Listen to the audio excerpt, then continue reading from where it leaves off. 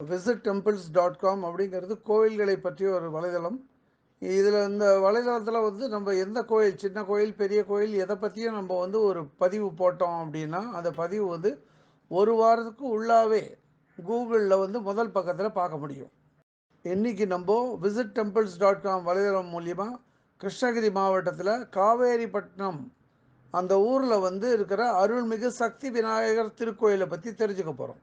இன்றைக்கி நம்ம பார்க்க போகிற இந்த சக்தி விநாயகர் கோயில் வந்து காவேரிப்பட்டினத்தில் பரபரப்பான ஒரு சந்தைப்பேட்டை அப்படிங்கிற ஒரு இடத்துல அமைஞ்சிருக்கு. இந்த கோயிலில் மூலவர் வந்து விநாயகர் தான், இவர் தான் பிரதான கடவுள். அவர் வந்து இங்கே சக்தி விநாயகர் அப்படின்னு அழைக்கப்படுறார். மூலவரான சக்தி விநாயகர் கர்ப்ப கிரகத்திலேருந்து பக்தர்களுக்கு அருள்பாலிக்கிறார்.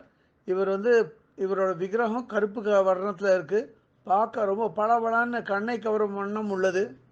பக்தர்களுக்கு வெளியிலேருந்து எளிதாக தெரியும் வண்ணம் அது வந்து ஆங்கிலத்தில் எலிவேட்டட் போடியம்பா, அதை சற்று உயர்த்தி வச்சிருக்கா அந்த பிள்ளையாரை.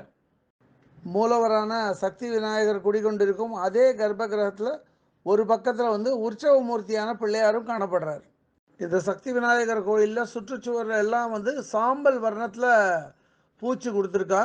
அதே மாதிரி பல இடத்துலையும் வந்து விநாயகர் விக்கிரகம் வச்சுருக்கா. விக்கிரகம் எல்லாமே பற்பல வர்ணங்களில் அது காணப்படுறது. கோயிலோட சுற்றுச்சுவர் மட்டும் இல்லாமல் ரூஃபிங், அந்த சீலிங்கில் கூட பற்பல வண்ணங்கள் வந்து வடிவமைச்சு ரொம்ப பிரமாதமாக இருக்குது. கண்ணை கவரும் வண்ணம் இருக்குது. ஒவ்வொரு வருஷமும் ஜனவரி மாதத்தில் பொங்கல், மாட்டுப்பொங்கல் போது இந்த கோவிலில் தான் பசுக்கள் கால்நடைகள்லாம் ஒன்று கூடி விழாவாக அதுக்கப்புறம் நடைபெறும். கர்ப்ப கிரகத்துக்கு வெளிப்பக்கமாக காணப்படும் சீலிங், அதாவது உள்கூரையில் வந்து 2 நாகங்கள், ஒன்று வந்து சூரியனையும் சந்திரனையும் விழுங்கும் வண்ணம் ஒரு வடிவமைச்சிருக்கா. இது என்னன்னா மறைமுகமாக சூரிய கிரகணத்தையும் சந்திர கிரகணத்தையும் குறிக்கும் விதமாக இது அமைச்சிருக்கு. கோயிலோட வழிபாடு மற்றும் பூஜைகளை கவனித்து வருவது ரவிக்குமார் மற்றும் தேவராஜன் ஐயர். அதிலும் குறிப்பாக தேவராஜன் ஐயர் வந்து இந்த சக்தி விநாயகரை அலங்கரிக்கும் விதத்துக்கு ரொம்ப பாராட்டும், வார்த்தையே கிடையாது, பிரமாதமாக பண்ணுறார் அவர்.